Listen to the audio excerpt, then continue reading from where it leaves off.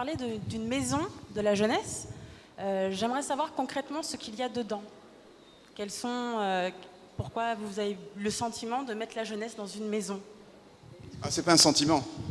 C'est une réponse à une demande. C'est pas un sentiment.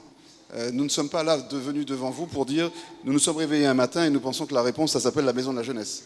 Donc depuis le congrès martiniquais de la jeunesse, nous avons travaillé sur ce projet qui doit être fondamentalement quoi? C'est un espace qui est dédié aux jeunes. Alors vous allez me dire, il y en a déjà beaucoup. Oui, mais beaucoup ne répondent pas finalement à vos attentes. C'est ce que vous nous avez exprimé. Pourquoi ce combat ne peut pas être mené sans forcément créer une liste? Pourquoi justement? Parce que vous avez pu mener le combat que vous êtes en train de faire sans créer de liste. Eh bien, ça fait 6 ans et demi que je me bats sur cette histoire de collectivité unique. Si vous allez sur Internet, vous verrez toute la série d'articles.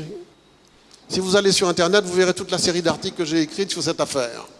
Alors, nous présentons une liste parce que le Conseil d'État nous a constamment bloqués. C'est le plus ardent défenseur de la CTM, le Conseil d'État. On dirait qu'il veut vraiment nous jeter, nous mettre en dehors de la France. Et ce que nous faisons en créant une liste, c'est une manière aussi de nous faire entendre de la population. Parce que j'ai été victime d'une espèce d'omerta de la plupart des médias, parce que les gens ne voulaient pas que je dise ce que... Mais dans votre discours, ça m'a rappelé très rapidement, ça m'a rappelé un discours qui datait de 1978 d'Aimé Césaire, le discours des 3 voies et des 5 libertés. Discours dans lequel il disait, 30 ans après la départementalisation, et que lui-même, qui a porté le projet et qui a finalement, en 1978, dit que cette départementalisation n'était pas bonne, annonçait que l'avenir de la Martinique, l'avènement, le progrès de la Martinique ne pouvait se faire que par l'acquisition de 5 libertés, comme notamment la liberté douanière, commerciale, économique, culturelle et surtout politique.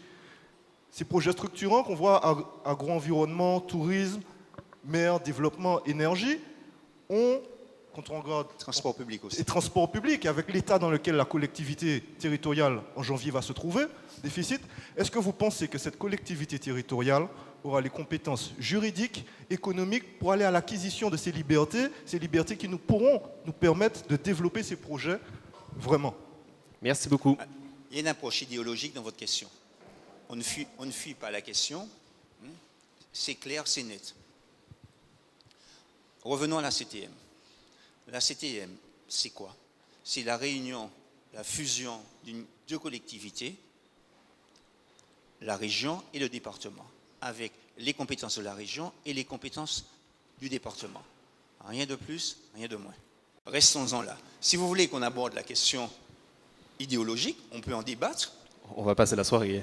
Non, mais on n'aura pas le temps. Ça ne me dérange pas. On n'aura pas le temps, je pense. Je vais par ma liste vous renvoyer, on a parlé, Raphaël Confiant et moi, dans le livre Alfred Marie-Jeanne, Une traversée verticale du siècle. On fait justement la comparaison avec ce discours des 3 voies et des 5 libertés que l'on a développé dans le livre. Donc je vous renvoie là-dessus, vous allez connaître notre point de vue là-dessus.